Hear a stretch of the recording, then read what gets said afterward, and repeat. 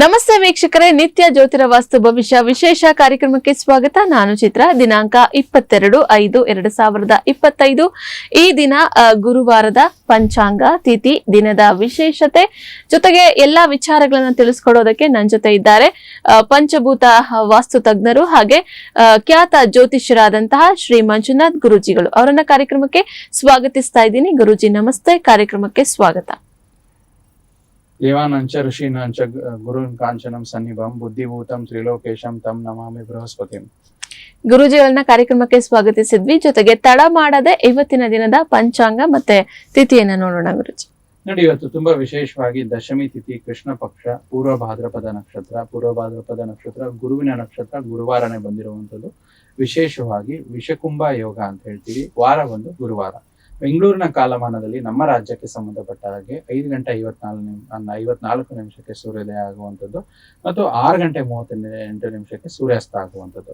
ಮತ್ತೆ ತುಂಬಾ ವಿಶೇಷವಾಗಿ ಇವತ್ತಿನ ಮುಹೂರ್ತ ಭಾಗಕ್ಕೆ ನೋಡೋದಾದ್ರೆ ರಾಹುಕಾಲ 1:52 3:27, ಯಮಗಂಡ ಕಾಲ 5:54 7:30. ಗುಳಿಕ ಕಾಲ ಅಥವಾ ಒಂದು ನಡೀತಾ ಇರುವಂತಹ ಸಮಯದಲ್ಲಿ 9:05 10:41. ಅಭಿಜಿತ ಮುಹೂರ್ತ, ಅಭಿಜಿತ ಲಗ್ನ ಅಂತ ನಾವು ತಗೊಳ್ಳೋದ್ರೆ 11:51 12:42 ಆಗಿರುವಂತದ್ದು. ಓಕೆ ಗುರುಜಿ, ಪಂಚಾಂಗ ಮತ್ತೆ ತಿಥಿಯನ್ನ ತಿಳಿಸ್ಕೊಟ್ಟಿದ್ದೀರಾ. ಗುರುವಾರದ ಈ ದಿನದ ವಿಶೇಷತೆ ಏನಾದ್ರೂ ಇದೆಯಾ? ನೋಡಿ, ಗುರುವಾರ ಒಂದು ಹಣಕಾಸಿಗೆ ಸಂಬಂಧಪಟ್ಟಂತದ್ದು, ವಿದ್ಯೆ ಸಂತಾನಕ್ಕೆ ಸಂಬಂಧಪಟ್ಟಂತದ್ದು. ಯಾರು ಸಂತಾನಾಪೇಕ್ಷಿತ ದಂಪತಿಗಳಿದ್ರೆ ಪ್ಲಾನಿಂಗ್ ಮಾಡೋದಕ್ಕೆ ಒಳ್ಳೆ ದಿನ ಅಂತ ಹೇಳ್ತೀವಿ. ಮತ್ತು ಒಂದು ಹೊಸ ವಿದ್ಯಾರಂಭ, ಮಕ್ಕಳಿಗೆ ಒಳ್ಳೆ ಸ್ಕೂಲ್ ಕಳಿಸ್ಬೇಕಾಗಿದ್ರೆ, ಒಂದು ಹೊಸ ಮಕ್ಕಳಿಗೆ ಸ್ಕೂಲ್ ಪ್ರಾರಂಭ ಆಯ್ತು, ಇನ್ನೇನು ಬುಕ್ಸ್ ತಗೋಬೇಕಾಗಿತ್ತು ಅಂದ್ರೆ ಈ ಗುರುವಾರ ಉಪಯೋಗಿಸ್ಕೋಬಹುದು. ಏನೇ ಒಂದು ನಾಲೆಜಬಲ್ ಥಿಂಗ್ಸ್, ಏನೇ ಕಲಿಯುವಿಕೆಗೆ ಗುರುವಾರ ತುಂಬಾ ಒಳ್ಳೇದು ಅಂತ ಹೇಳ್ತೀವಿ. ಮತ್ತು ಬ್ರಹ್ಮಜ್ಞಾನಕ್ಕೆ ಅಂದ್ರೆ ಏನೇ ಒಂದು ವಿಶೇಷವಾದ ಜ್ಞಾನ ಪಡೆಯೋದಕ್ಕೆ ಗುರುವಾರ ತುಂಬಾ ವಿಶೇಷ ಅಂತ ಹೇಳ್ತೀವಿ. ಲೇವಾದೇವಿ ಮಾಡೋದಕ್ಕೆ, ಹಣಕಾಸು ಕೊಡುಕೊಳ್ಳುವಿಕೆಯಲ್ಲಿ ಹಣನ ಕೊಡುವ ವಿಚಾರದಲ್ಲಿ ಗುರುವಾರ ತುಂಬಾ ಒಳ್ಳೆಯ ದಿನವಾಗಿರುವಂತದ್ದು. ಗುರುವಾರದ ದಿನದ ವಿಶೇಷತೆ ಜೊತೆಗೆ ಪಂಚಾಂಗ ತಿಥಿಯನ್ನ ತಿಳಿದುಕೊಂಡಿದ್ದೀರಾ ವೀಕ್ಷಕರೇ. ಇನ್ನು ಮುಂದುವರೆದು ಇವತ್ತಿನ ದಿನದ ರಾಶಿ ಭವಿಷ್ಯವನ್ನ ಕೇಳೋದಕ್ಕೆ ನೀವೆಲ್ಲರೂ ಸಹ ಕಾತರರಾಗಿದ್ದೀರಾ. ತಡ ಮಾಡದೆ ದಿನದ ರಾಶಿ ಭವಿಷ್ಯವನ್ನ ಪ್ರಾರಂಭ ಮಾಡ್ತಾ ಇದ್ದೀವಿ. ಮೊದಲನೇದಾಗಿ ಮೇಷರಾಶಿ. ಗುರುಜಿ, ಹೇಗಿದೆ ಇವರಿಗೆ ಈ ದಿನ? ಹಣಕಾಸಿನಲ್ಲಿ ಇವತ್ತು ಸುಧಾರಣೆ ಆಗಿರುವಂತ ದಿನ. ನಿಮ್ಮ ಪ್ರಮುಖ ಖರೀದಿಗಳನ್ನು ಮಾಡುವಲ್ಲೂ ಇವತ್ತು ತುಂಬಾ ಅನುಕೂಲಕರವಾಗಿರುತ್ತೆ ನಿಮ್ಮ ಮೇಷರಾಶಿಯವರಿಗೆ. ಇದರಿಂದ ದಿನ ನಿಮ್ಗೆ ಖುಷಿಯಾಗಿರುವಂತದ್ದು. ಮೇಷರಾಶಿಯ ನಂತರ ಮುಂದಿನ ರಾಶಿಯ ಬಗ್ಗೆ ನೋಡೋಣ. ವೃಷಭ ರಾಶಿ. ಗುರುಜಿ, ಕುಟುಂಬ ಸದಸ್ಯರೊಂದಿಗೆ ಕೆಲವು ವಿಶ್ರಾಂತಿ ಕ್ಷಣಗಳನ್ನು ಇವತ್ತು ಕಳೆಯುವಂಥದ್ದು ವೃಷಭ ರಾಶಿಯವರ ಆಗಿರುವಂತದ್ದು. ಹೆಚ್ಚಿನ ಒಂದು ದಿನ ವಿನೋದಮಯವಾಗಿ ಬಳಸುವಂಥದ್ದು ವೃಷಭ ರಾಶಿಯ ವಿಶೇಷ ದಿನವಾಗಿರುವಂತದ್ದು. ವೃಷಭ ರಾಶಿಯವರಿಗೆ ಕೂಡ ಇವತ್ತಿನ ದಿನ ವಿಶೇಷಯುತವಾಗಿದೆ, ಒಳ್ಳೇದಾಗ್ಲಿ ಅಂತ ತಿಳಿಸ್ತಾ ಗುರುಜಿ ಮುಂದಿನ ರಾಶಿನ ನೋಡೋಣ. ಮಿಥುನ ರಾಶಿ. ನೋಡಿ, ಇವತ್ತು ನಿಮ್ಮ ಹಣ ಮರಳಿ ಪಡೆಯಲು ಇವತ್ತು ತುಂಬಾ ಶುಭ ಒಳ್ಳೆಯ ದಿನ ಅಂತ ಹೇಳ್ತೀವಿ. ಆದ್ರೂ ಕೂಡ ಆ ವಿಚಾರವಾಗಿ ಅತಿಥಿಗಳಾಗಿರ್ಬೋದು, ಮಿತ್ರರಾಗಿರ್ಬೋದು, ಹಣ ಪಡೆಯುವ ವಿಚಾರವಾಗಿ ಅತಿ ಒರಟಾಗಿ ಮಾತಾಡಬೇಡಿ. ಅದರಿಂದ ಸಂಬಂಧಗಳು ಸ್ವಲ್ಪ ದೂರ ಆಗುವಂತದ್ದು ಮಿಥುನ ರಾಶಿಯವರಿಗೆ ನೋಡ್ತಾ ಬರ್ತೀವಿ. ಗುರುಜಿ, ಮಿಥುನ ರಾಶಿಯವರಿಗೆ ಇವತ್ತಿನ ದಿನದ ಪರಿಹಾರ ಕ್ರಮ ಏನಾದ್ರು ತಿಳಿಸ್ತೀರಾ? ಅಂದ್ರೆ ಪಶ್ಚಿಮ ದಿಕ್ಕಿನ ಕಡೆ ಕೂತ್ಕೊಂಡು ಕೆಲಸ ಕಾರ್ಯಗಳನ್ನ ಮಾಡಿ ಓಂ ನಮೋ ಭಗವತೆ ವಾಸುದೇವಾಯ ಅಂತ ಮಂತ್ರ 108 ಬಾರಿ ಜಪ ಮಾಡಿದ್ರೆ ಇರುವಂತ ಸ್ವಲ್ಪ ದೋಷಗಳಂತ ನಾವೇನ್ ತಗೊಂತೀವಿ ಅದು ದೂರ ಆಗುತ್ತೆ. ಮಿಥುನ ರಾಶಿಯ ಬಗ್ಗೆ ತಿಳಿದುಕೊಂಡಿದ್ದಾಯ್ತು. ಇನ್ನು ಮುಂದಿನ ರಾಶಿ ಕಟಕ ರಾಶಿ. ರಾಶಿಯ ಜಾತಕಸ್ಥರು ಇವತ್ತು ಸ್ವಲ್ಪ ಏನೋ ಒಂದು ನಿಧಾನ, ಸೋಂಬೇರಿತನ ಅಂತ ಹೇಳ್ತೀವಿ. ಅದರಲ್ಲಿ ವಿಶೇಷವಾಗಿ ಕರ್ಕಾಟಕ ರಾಶಿ ವಿದ್ಯಾರ್ಥಿಗಳು ಕೆಲಸವನ್ನು ನಾಳೆ ಮುಂದೂಡಬಹುದು. ಅದರಿಂದ ನಿಮ್ಗೆ ದಿನ ಕಿರಿಕಿರಿ, ನಾಳಿನ ದಿನ ಕಿರಿಕಿರಿ ಅನಿಸ್ಬೋದು. ಅದಕ್ಕೆ ಯಾವುದೇ ಕೆಲಸ ಮುಂದೂಡಬೇಡಿ, ಇವತ್ತೇ ಮಾಡಿ ಮುಗಿಸಿ ದಿನ ಚೆನ್ನಾಗಿರುವಂತದ್ದು. ವಿದ್ಯಾರ್ಥಿಗಳಿಗೆ ಇವತ್ತಿನ ದಿನ ಒಳ್ಳೇದಲ್ವಾ ಗುರುಜಿ? ಕರ್ಕಾಟಕ ರಾಶಿಯವರು ಖಂಡಿತ ಒಳ್ಳೇದು. ಆದ್ರೆ ಅವರು ಸ್ವಲ್ಪ ಸೋಂಬೇರಿತನದಿಂದ ದೂರ ಮಾಡಿ ಕೆಲಸ ಕಾರ್ಯಗಳು, ನಾಳಿನ ಹೋಮ್ವರ್ಕ್ ಇವತ್ತೇ ಮಾಡ್ಬೇಕು, ನಾಳಿನ ಕೆಲಸ ಇವತ್ತೇ ಮಾಡ್ಬೇಕಂದ್ರೆ ದಿನ ಚೆನ್ನಾಗಿರುತ್ತೆ. ಕರ್ಕಾಟಕ ರಾಶಿಯ ನಂತರ ಮುಂದಿನ ರಾಶಿಯ ಬಗ್ಗೆ ತಿಳಿದುಕೊಳ್ತಾ ಹೋಗೋಣ. ಸಿಂಹ ರಾಶಿ. ಗುರುಜಿ, ವೈವಾಹಿಕ ಜೀವನ ಸಂಬಂಧಿಸಿದಂತೆ ಕೆಲವು ವಿಚಾರಗಳು ಅಸಾಧಾರಣವಾಗಿರುತ್ತೆ. ಏನಾದ್ರೂ ಸ್ವಲ್ಪ ಕಿರಿಕಿರಿಗಳು, ಕಲಹಗಳು ಉಂಟಾದ್ರೆ ತಾಳ್ಮೆ, ನೆಮ್ಮದಿ ಇರಲಿ. ಅದರಿಂದ ಜೀವನದಲ್ಲಿ ಏನಾದ್ರೂ ಏರುಪೇರುಗಳು ಆಗ್ಬೇಕು, ವೈವಾಹಿಕ ಜೀವನದಲ್ಲಿ ಕಿರಿಕಿರಿಗಳು ಆಗುವಂತ ವಿಚಾರಗಳು ಬಂದ್ರೆ ಅದು ತಡೆ ಹಿಡಿಯುವಂತದ್ದಾಗುತ್ತೆ.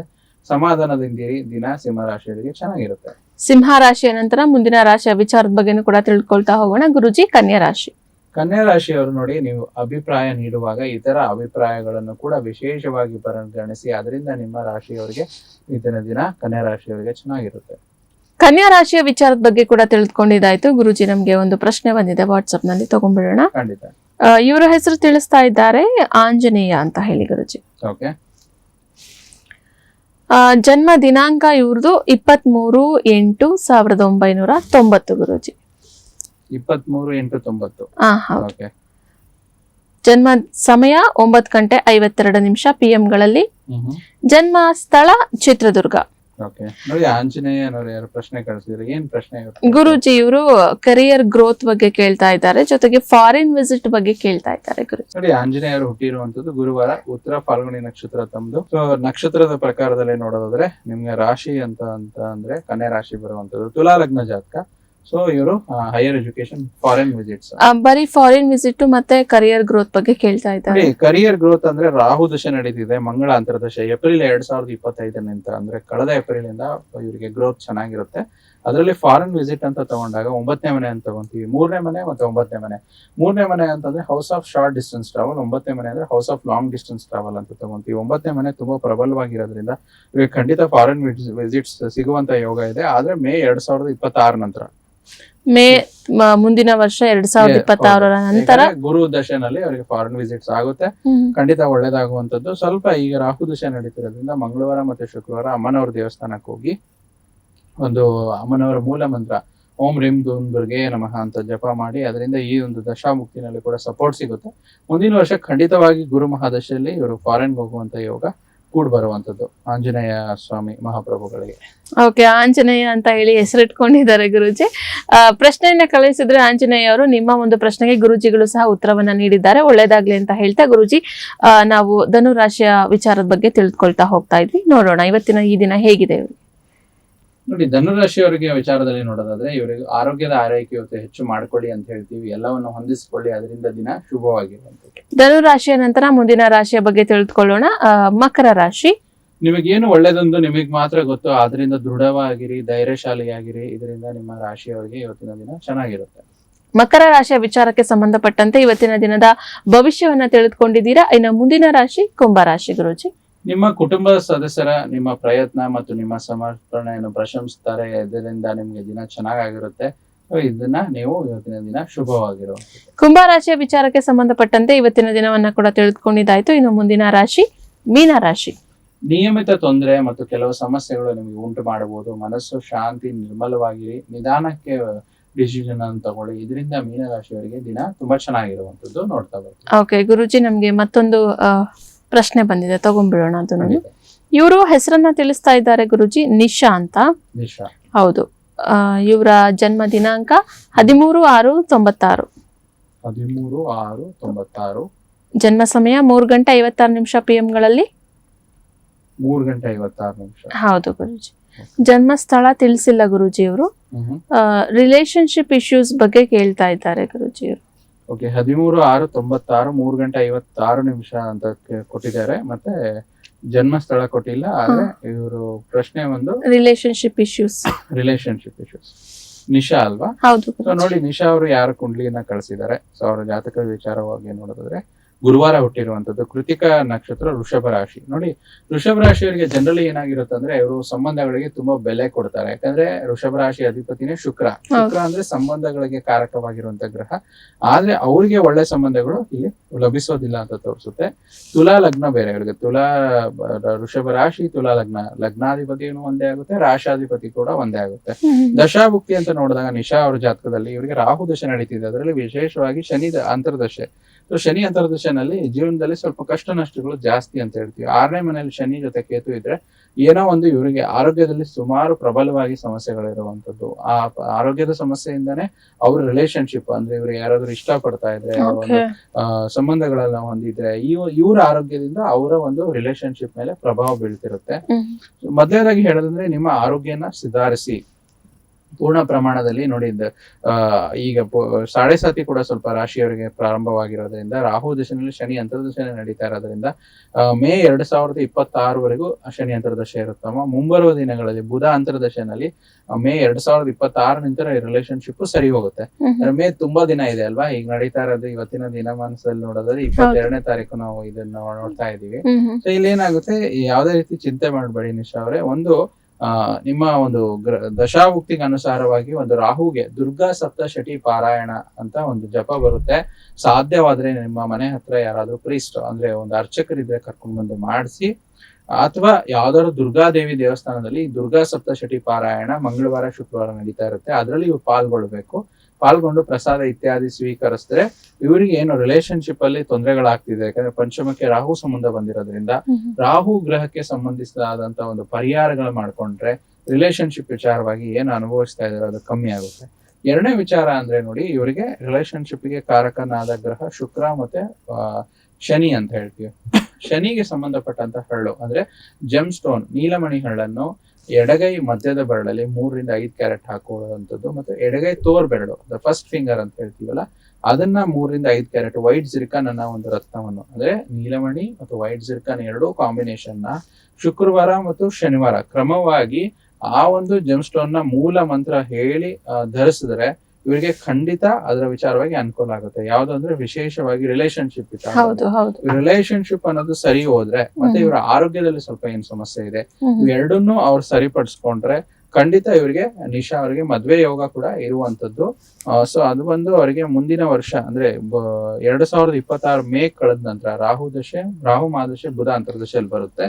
ಸೊ ಈ ಎರಡು ಪರಿಹಾರಗಳನ್ನು ಮಾಡ್ಕೊಂಡ್ರೆ ಖಂಡಿತ ಅವರಿಗೆ ಆರೋಗ್ಯನೂ ಸುಧಾರಿಸುತ್ತೆ, ರಿಲೇಶನ್ಶಿಪ್ ಅಲ್ಲೂ ಡೆವಲಪ್ಮೆಂಟ್ ಸಿಗುತ್ತೆ, ಅವರು ಆರಾಮವಾಗಿ ಜೀವನ ಮಾಡಬಹುದಮ್ಮ. ಓಕೆ, ನಿಶಾ ಅವರು ಕೂಡ ನಮಗೆ ಪ್ರಶ್ನೆಯನ್ನ ಕಳುಹಿಸಿದ್ರು. ನಿಮ್ಮ ಈ ಪ್ರಶ್ನೆಗೆ ಗುರೂಜಿಗಳು ಸಹ ಉತ್ತರವನ್ನ ನೀಡಿದ್ದಾರೆ. ಇದೇ ರೀತಿ ನೀವು ಗುರೂಜಿಗಳ ಬಳಿ ಪ್ರಶ್ನೆಯನ್ನ ಕೇಳ್ಬೇಕಂದ್ರೆ ಕೆಳಗಡೆ ಡಿಸ್ಪ್ಲೇ ಆಗ್ತಾರೋ ನಂಬರ್ಗೆ ವಾಟ್ಸ್ಆಪ್ ಮಾಡಿ ಅಥವಾ ಕಾಲ್ ಮಾಡಿ. ಗುರೂಜಿಗಳ ಬಳಿ ನೇರವಾಗಿ ಮಾತನಾಡ್ಬೇಕಂದ್ರೆ ಪ್ರತಿ ಶನಿವಾರ ಪ್ರಗತಿ ಟಿವಿ ಮತ್ತೆ ಪ್ರಗತಿ ಡಿಜಿಟಲ್ ನಲ್ಲಿ ಪ್ರಸಾರ ಆಗುವಂತಹ ನೇರ ಪ್ರಸಾರವನ್ನ ವೀಕ್ಷಿಸಿ ನೇರ ಪ್ರಸಾರದಲ್ಲಿ ಮಾತನಾಡಿ ಅಂತ ಹೇಳ್ತಾ, ಛಾಯಾಗ್ರಹಗಳಾದ ರಾಹು ಮತ್ತೆ ಕೇತುವಿನ ಬದಲಾವಣೆಯಿಂದ, ರಾಹು ಕೇತುವಿನ ಸಂಚಾರದಿಂದ ಮಕರ ರಾಶಿಯವರಿಗೆ ಏನೆಲ್ಲ ಪರಿಣಾಮ ಬೀರುತ್ತೆ, ಜೊತೆಗೆ ರಾಶಿ ಫಲ ಏನ್ ಹೇಳುತ್ತೆ, ಪರಿಹಾರ ಕ್ರಮಗಳನ್ನ ಗುರೂಜಿಗಳು ಏನ್ ಸೂಚಿಸ್ತಾರೆ ಕೇಳೋಣ. ಅದಕ್ಕೂ ಮುಖ್ಯವಾಗಿ ನಮ್ಮ ಪ್ರತಿ ಸಂಚಿಕೆಯಲ್ಲೂ ಕೂಡ ನಾವು ಮಾತನಾಡೋ ಹೋಗೋ ಪ್ರಕಾರ ಇವತ್ತಿನ ನಮ್ಮ ಈ ಸಂಚಿಕೆಯಲ್ಲಿ ಸಂಸ್ಕೃತ ಭಾಷೆಯ ವಿಶಿಷ್ಟತೆ ಏನು, ಯಾಕೆ ಸಂಸ್ಕೃತ ಮೃತ ಭಾಷೆಯಾಗಿದೆ ಅಂತ ಹೇಳಿ ಗುರೂಜಿಗಳು ಕೂಡ ತಿಳಿಸ್ಕೊಡ್ತಾರೆ. ಗುರೂಜಿ, ನೋಡ್ತಾ ಹೋಗೋಣ. ಮೊದಲನೇದಾಗಿ ಮಕರ ರಾಶಿಯವರ ಮೇಲೆ ರಾಹು ಮತ್ತೆ ಕೇತುವಿನ ಬದಲಾವಣೆಯಿಂದ ರಾಶಿ ಫಲ ಏನ್ ಹೇಳುತ್ತೆ ಅಂತ ಹೇಳಿ. ನೋಡಿ, ಇಷ್ಟು ದಿನ ಮಕರ ರಾಶಿಯವರಿಗೆ ಧೈರ್ಯ, ಸಾಹಸ, ಪರಾಕ್ರಮ ಸ್ಥಾನ ಅಂದ್ರೆ ತೃತೀಯ ಭಾವದಲ್ಲಿದ್ದ ರಾಹು ನಿಮಗೆ ದ್ವಿತೀಯ ಸ್ಥಾನದಲ್ಲಿ ಬರುವಂಥದ್ದು, ವಾಕ್ ಸ್ಥಾನ ಅಂತ ಹೇಳ್ತೀವಿ, ಆ ಸ್ಥಾನದಲ್ಲಿ ಬರುವಂಥದ್ದು. ಇದೇನ್ ಕೊಡುತ್ತೆ? ಸ್ವಲ್ಪ ವಾಕ್ ಸ್ಥಾನ. ರಾಹು ಬಂದು ಲೇಜಿ ಪ್ಲಾನೆಟ್, ಶನಿ ಕೂಡ ಲೇಜಿ ಪ್ಲಾನೆಟ್. ಯಾಕಂದ್ರೆ ಶನಿವತ್ ರಾಹು, ಕುಜವತ್ ಕೇತು ಅನ್ನೋ ಹಾಗೆ ರಾಹು ನಿಮ್ಗೆ ಇಲ್ಲಿ ಅಸಡ್ಡೆತನ, ಸ್ವಲ್ಪ ಸೋಂಬೇರಿತನ, ನಿಧಾನ, ಸಿಡುಕಿನ ಮಾತು, ಹಣದ ಸರಿಯಾದ ಡಿಸಿಷನ್ ತಗೊಳ್ಳದೇ ಇರೋದು ಅಂದ್ರೆ ಹಣದ ಒಂದು ಕಂಟ್ರೋಲ್ ಇವರಿಗೆ ಸ್ವಲ್ಪ ನಿಧಾನ ಅಂತ ಹೇಳ್ತೀವಿ. ಮತ್ತೆ ಕಣ್ಣು ನೋವು ಬರುವಂತ ಸಾಧ್ಯತೆ ಇರುವಂಥದ್ದು. ಸುಖ ಕೂಡ ಮಧ್ಯಮವಾಗಿರುವಂಥದ್ದು. ಮತ್ತೆ ವಿದ್ಯೆ ಒಂದು ಹಂತಕ್ಕೆ ಉತ್ತಮ ಆಗಿರುತ್ತೆ, ಯಾವುದೇ ಸಮಸ್ಯೆ ಇಲ್ಲ. ಮಾತಿನಿಂದ ಸ್ವಲ್ಪ ವೈಷಮ್ಯವಾಗುವಂತ ಸಾಧ್ಯತೆ ಅಂದ್ರೆ ಹೌಸ್ ಆಫ್ ಸ್ಪೀಚ್ ಅಂತ ಹೇಳ್ತೀವಿ, ಅಲ್ಲಿ ಸ್ವಲ್ಪ ಏರುಪೇರುಗಳನ್ನ ನೋಡ್ತಾ ಬರ್ತೀವಿ. ಮತ್ತೆ ಅನಾವಶ್ಯಕವಾಗಿರುವಂಥ ಜಗಳ ಕೂಡ, ಅನಾವಶ್ಯಕವಾಗಿರುವಂಥ ಚಿಂತೆ ಜಾಸ್ತಿ ಆಗುವಂಥದ್ದು, ಅನಾವಶ್ಯಕವಾಗಿರುವಂಥ ನಿರ್ಧಾರಗಳನ್ನು ತೆಗೆದುಕೊಳ್ಳುವಂಥದ್ದು ಪ್ರಾರಂಭ ಮಾಡ್ತೀರಾ. ಸೊ ಮಕರ ರಾಶಿಯವರಿಗೆ ಸ್ವಲ್ಪ ನೆಗೆಟಿವ್ 2ನೇ ಮನೆ ರಾಹು ಅಂತ ನೋಡ್ತಾ ಬರ್ತೀವಿ. ಅದಕ್ಕೆ ಮಕರ ರಾಶಿಯವರು ಸ್ವಲ್ಪ ಹೆಚ್ಚು ಹುಷಾರಾಗಿರ್ಬೇಕು ಅಂತ ಹೇಳ್ತೀನಿ.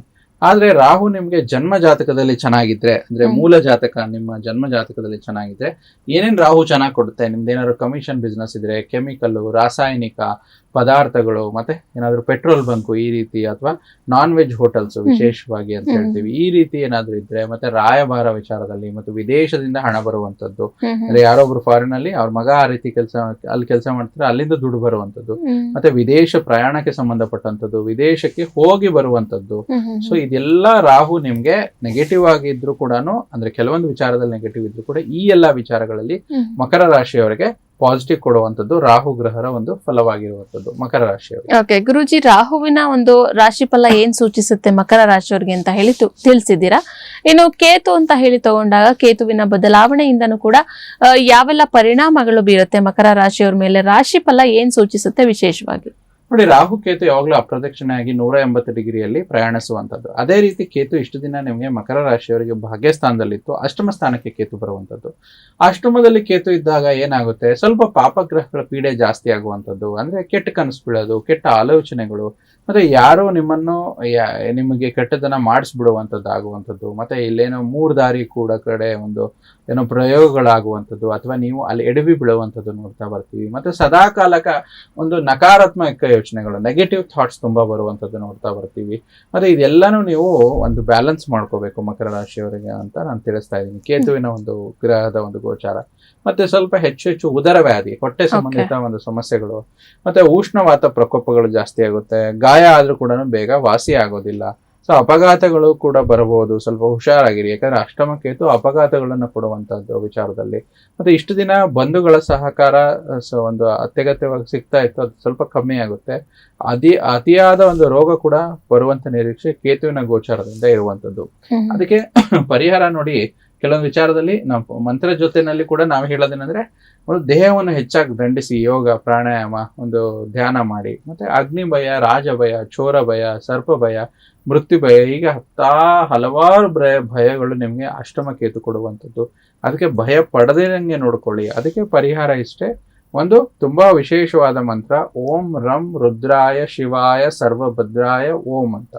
ಓಂ ರಂ ರುದ್ರಾಯ ಶಿವಾಯ ಸರ್ವಭದ್ರಾಯ ಓಂ ಅಂತ ಈ ಮಂತ್ರವನ್ನು 54 ಬಾರಿ ಅಥವಾ 108 ಬಾರಿ ಜಪ ಮಾಡಿ ರುದ್ರನ ಪೂಜೆ ಮಾಡಿದ್ರೆ ಎಲ್ಲವೂ ಕೂಡ ಏನೇನು ಅಷ್ಟಮ ಕೇತುದಿಂದ ಬರುವಂತ ನಕಾರಾತ್ಮಕ ವಿಚಾರಗಳು, ನೆಗೆಟಿವ್ ಥಾಟ್ಸ್, ನೆಗೆಟಿವ್ ಥಿಂಗ್ಸ್ ಅಂತ ಏನ್ ಹೇಳ್ತೀವಿ, ಅದು ದೂರ ಆಗುವಂಥದ್ದು ನೋಡ್ತಾ ಬರ್ತೀವಮ್ಮ. ಓಕೆ ಗುರುಜಿ, ರಾಹು ಕೇತುವಿನ ಬದಲಾವಣೆಯಿಂದ ಏನೆಲ್ಲ ಪರಿಣಾಮ ಬೀರುತ್ತೆ, ರಾಶಿಫಲ ಏನ್ ಹೇಳುತ್ತೆ, ಜೊತೆಗೆ ಪರಿಹಾರ ಕ್ರಮ, ಒಂದು ಮಂತ್ರವನ್ನ ಕೂಡ ಮಕರ ರಾಶಿಯವರಿಗೆ ಜಪಿಸೋದಕ್ಕೆ ಹೇಳಿದೀರಾ. ಇನ್ನು ಮುಂದುವರೆದ ಭಾಗವಾಗಿ ನಮ್ಮ ಎಂದಿನ ಸಂಚಿಕೆಯಂತೆ ಒಂದು ವಿಶೇಷ ವಿಚಾರವನ್ನ ನಾವು ಚರ್ಚೆ ಮಾಡ್ತೀವಿ.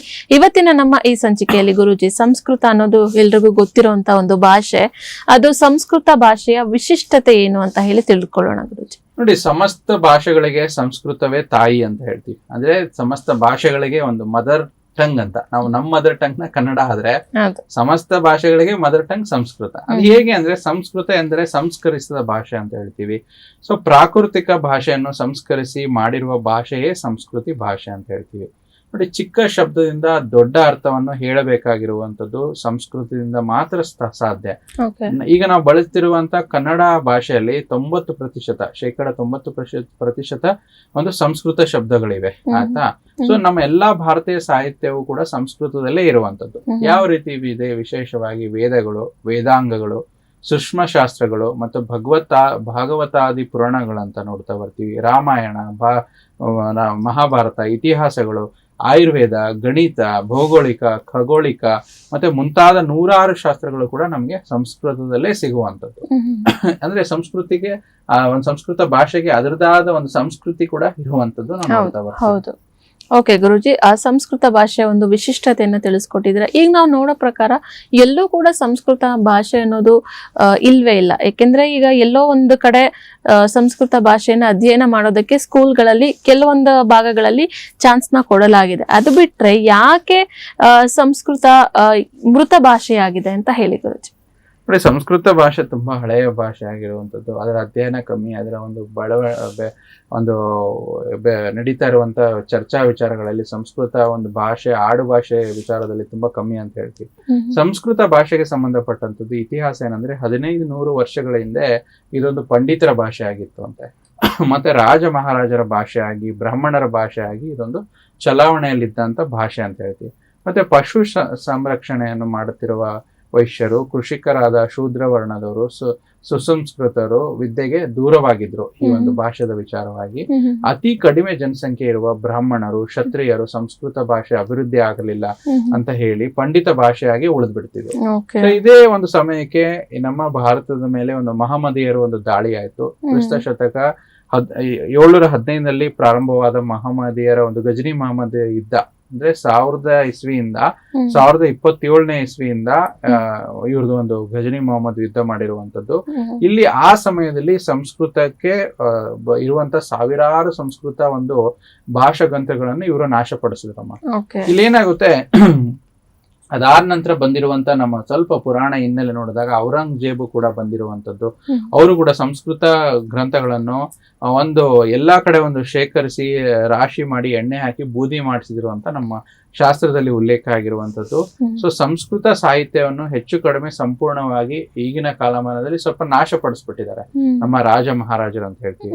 ಸೊ ಅದಕ್ಕೆ ನಾವೇನ್ ಹೇಳ್ತೀವಿ, ಇದನ್ನ ಹೆಚ್ಚು ಸಂಸ್ಕೃತವನ್ನು ಅದಕ್ಕೆ ನಾವು ಇದನ್ನ ಸಂಸ್ಕೃತ ಮೃತ ಭಾಷೆ ಅಂತ ಕೂಡ ಹೇಳ್ತೀವಿ.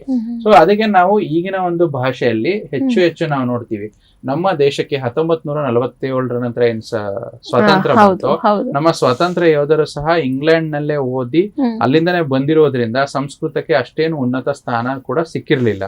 ಗಾಂಧೀಜಿ ಆಗಿರ್ಬೋದು, ನೆಹರು ಆಗಿರ್ಬೋದು, ಮುಂತಾದ ಈ ರೀತಿ ಒಂದು ವಿದ್ವಾಂಸರು ಕೂಡ ಆಂಗ್ಲ ಭಾಷೆಗೆ ಶರಣಾಗಿರುವಂತದ್ದು ನೋಡ್ತಾ ಬರ್ತೀವಿ.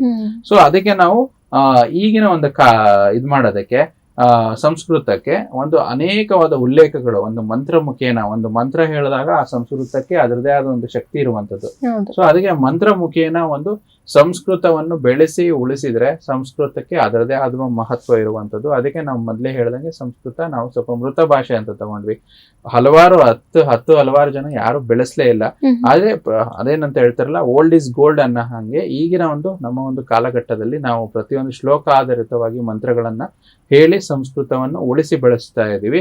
ನಮ್ಮ ಜ್ಯೋತಿಷ ಶಾಸ್ತ್ರಕ್ಕೂ ಕೂಡ ಹೇಗೆ ಸಂಬಂಧ ಅಂತಂದ್ರೆ, ಜ್ಯೋತಿಷ್ಯ ಶಾಸ್ತ್ರದ ಋಷಿ ಮುನಿಗಳಾದ ಬೃಹತ್ ಪರಾಶರ ಹೋರಾಶಾಸ್ತ್ರ, ಮತ್ತೆ ಭೃಗು ಋಷಿಗಳು, ಆಮೇಲೆ ಜೈಮಿನಿ ಋಷಿಗಳು ಕೂಡ ನಮ್ಮ ಜ್ಯೋತಿಷ್ಯದ ಸೂತ್ರಗಳನ್ನ ಸಂಸ್ಕೃತ ಭಾಷೆನಲ್ಲಿ ಬರೆದು ಇಟ್ಟಿದ್ದಾರೆ. ಅಂದ್ರೆ ಆ ಒಂದು ಯಾವುದೇ ನಮ್ದು ಹಳೇದ ಒಂದು ಕಾಲಜ್ಞಾನ ಅಂತ ಏನ್ ತಗೊಂತೀವಿ ಅದನ್ನ ಒಂದು ಲಿಪಿಗಳ ಮೂಲಕ, ಒಂದು ಸಂಸ್ಕೃತ ಶ್ಲೋಕಗಳ ಮೂಲಕ ಬರೆದು ಉಳಿಸಿದ್ದಾರೆ. ಸೊ ಆ ಉಳಿಸಿರೋ ಜ್ಞಾನವನ್ನೇ ನಾವ್ ಇವತ್ತು ಜ್ಯೋತಿಷವಾಗಿ ಮಾತಾಡ್ತಿದೀವಿ. ಜನರಿಗೆ ಒಂದು ಪ್ರೆಡಿಕ್ಷನ್ಸ್ ನ ಕೊಡ್ತಾ ಇದೀವಿ. ಮತ್ತೆ ಕೆಲವೊಂದು ವಿಶೇಷವಾದ ವಿದ್ಯೆಗಳು, ಕಾಲಜ್ಞಾನದ ವಿದ್ಯೆಗಳನ್ನು ಕೂಡ ಸಂಸ್ಕೃತದ ಮೂಲಕನೇ ಪಡಿತಾ ಇದೀವಿ. ಅದಕ್ಕೆ ಈ ಭಾಷೆನ ಒಂದು ಉಳಿಸಿ ಬೆಳೆಸುವಂತ ಬಹು ಮುಖ್ಯವಾದ ಒಂದು ಪಾತ್ರ ಈಗಿನ ಒಂದು ಯುವ ಜನತೆಗೆ ಇರುವಂತದ್ದು ಈ ಒಂದು ಸಂಸ್ಕೃತದ ಹಿನ್ನೆಲೆ ಆಗಿರುವಂತದ್ದು. ಓಕೆ ಗುರುಜಿ, ಈಗ ನೀವು ಹೇಳಿರೋ ಪ್ರಕಾರ ಮಂತ್ರಗಳ ಮೂಲಕ ನಾವು ಜ್ಯೋತಿಷ ಶಾಸ್ತ್ರದಲ್ಲಿ ಈಗ ಸಂಸ್ಕೃತವನ್ನ ಉಳಿಸ್ತಾ ಇದೀವಿ ಅಂತ ಹೇಳಿ, ಈಗ ಗೊತ್ತಿದೆ ನಮ್ಮ ದೇಶ ಎಷ್ಟು ಮುಂದುವರಿತಾ ಇದೆ ಅಂತ ಹೇಳಿ ಕೂಡ. ಗುರುಜಿ, ಅದನ್ನ ಮತ್ತೆ ನಾವು ಹಂಗೆ ಮುಂದುವರಿಸ್ಕೊಂಡು ಹೋಗ್ತೀವ? ಸಂಸ್ಕೃತ ಭಾಷೆ ಈಗ ಏನು ನಾವು ತಗೊಂಡಿದೀವಿ ಅದು ಹಾಗೆ ಮುಂದುವರಿತಾ ಮತ್ತೆ ಇಲ್ಲ ಅದು ದಶಕಗಳು ಕಳೆದ್ಮೇಲೆ ಅದು ಕ್ಷೀಣಿಸುತ್ತಾ ಅಂತ ಹೇಳಿ? ನೋಡಿ, ಈಗ ನಡೀತಾ ಇರುವಂತ ಧರ್ಮಗಂಧ್ರಗಳ ವಿಚಾರದಲ್ಲಿ ಆಧಾರದಲ್ಲಿ ಸಂಸ್ಕೃತ ಖಂಡಿತ ಮುಂದುವರಿಯುತ್ತೆ. ಸಂಸ್ಕೃತ ಒಂದು ನಮ್ಮ ಒಂದು ಶಾಸ್ತ್ರದ ಒಂದು ಎಜುಕೇಶನ್ ಅಲ್ಲಿ ಇನ್ಕ್ಲೂಡ್ ಮಾಡಿಡುವಂತ ಒಂದು ಸಬ್ಜೆಕ್ಟ್. ಅದಕ್ಕೆ ನಮ್ಮ ರಾಜ್ಯಕ್ಕೆ ಸಂಬಂಧಪಟ್ಟಂತದ್ದು ನಮ್ಮ ಒಂದು ಕರ್ನಾಟಕದಲ್ಲಿ ಕರ್ನಾಟಕ ಸಂಸ್ಕೃತ ವಿಶ್ವವಿದ್ಯಾಲಯ ಅಂತಾನೆ ಸ್ಥಾಪನೆ ಮಾಡಿದ್ದಾರೆ. ಬರುವಂತ ದಿನಗಳಲ್ಲಿ ಸಂಸ್ಕೃತ ಖಂಡಿತ ಉಳಿಯುತ್ತೆ, ಅದು ಇನ್ನೂ ಹೆಚ್ಚು ಬೆಳೀತಾ ಹೋಗುತ್ತೆ ಅನ್ನೋ ಒಂದು ಜ್ಯೋತಿಷ ಶಾಸ್ತ್ರದ ಪ್ರಕಾರದಲ್ಲಿ ಒಂದು ಉಲ್ಲೇಖವಾಗಿರುವಂತ ಸತ್ಯ. ಯಾಕಂದ್ರೆ ಈಗಿನ ಒಂದು ನಡೀತಿರುವಂತ ರಾಹು ಮತ್ತು ಗುರುವಿನ ಒಂದು ಸಮ್ಮಿಲನ ಏನಂತ ಹೇಳ್ತೀವಿ ಅಂದ್ರೆ, ಈಗಿನ ಒಂದು ಟೆಕ್ನಾಲಜಿ ಯುಗದಲ್ಲಿ ಹಳೆಯದನ್ನ ಎಲ್ಲ ತೆಗೆದು ಹೆಕ್ಕಿ ತೆಗೆಯುವಂತ ಕಾಲ ಈಗಿರುವಂತದ್ದು. ಖಂಡಿತ ಸಂಸ್ಕೃತ ಉಳಿಯುತ್ತೆ, ಅದರಿಂದ ಜನರಿಗೆ ಇನ್ನೂ ಹೆಚ್ಚು ಮಾಹಿತಿ ಸಿಗುತ್ತೆ ಅಂತ ಒಂದು ಜ್ಯೋತಿಷ್ ಶಾಸ್ತ್ರದ ಮೂಲಕ ನೋಡ್ತಾ. ಓಕೆ ಗುರುಜಿ, ಇಷ್ಟೊತ್ತು ಕೂಡ ನಮ್ ಜೊತೆ ಇದ್ದು ದಿನದ ಪಂಚಾಂಗ, ರಾಶಿ ಭವಿಷ್ಯ, ಹಾಗೆ ತಿಥಿ, ಜೊತೆಗೆ ದಿನದ ವಿಶೇಷತೆ ಅಷ್ಟೇ ಅಲ್ಲ, ಒಂದು ಸಂಸ್ಕೃತ ವಿಚಾರಕ್ಕೆ ಸಂಬಂಧಪಟ್ಟಂತೆ ಮಹತ್ತರ ಮಾಹಿತಿ, ಹಾಗೆ ಮಕರ ರಾಶಿಯ ಒಂದು ರಾಹುಕೇತುವಿನ ಬದಲಾವಣೆಯ ಪರಿಹಾರ ಕ್ರಮಗಳು, ರಾಶಿ ಫಲ ಎಲ್ಲದನ್ನ ಕೂಡ ತಿಳಿಸ್ಕೊಟ್ಟಿದ್ದೀರಾ ಗುರುಜಿ. ಧನ್ಯವಾದಗಳು. ಕೃಷ್ಣಾರ್ಪಣಮಸ್ತು. ನೋಡಿದ್ರಲ್ಲ ವೀಕ್ಷಕರೇ, ಇವತ್ತಿನ ನಮ್ಮ ಈ ಸಂಚಿಕೆಯನ್ನ ಈ ಒಂದು ವಿಶೇಷ ಮಾಹಿತಿಯೊಂದಿಗೆ ಮುಗಿಸ್ತಾ ಇದ್ದೀವಿ. ಮತ್ತೊಂದು ಸಂಚಿಕೆಯಲ್ಲಿ ಮತ್ತೊಂದು ವಿಶೇಷತೆಯೊಂದಿಗೆ ಭೇಟಿಯಾಗೋಣ. ನೋಡ್ತಾ ಇರಿ ಪ್ರಗತಿ ಟಿವಿ, ಇದು ನಿಮ್ಮಿಂದ ನಿಮಗಾಗಿ.